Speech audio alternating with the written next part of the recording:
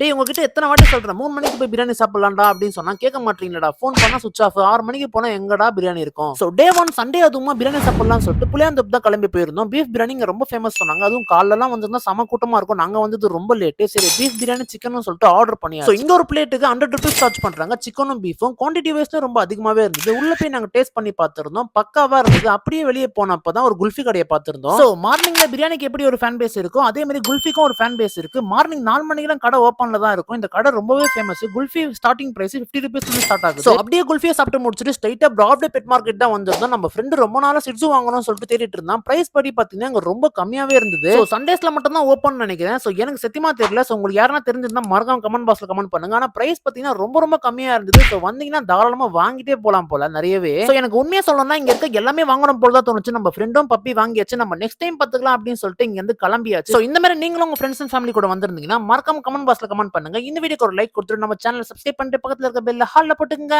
Okay bye.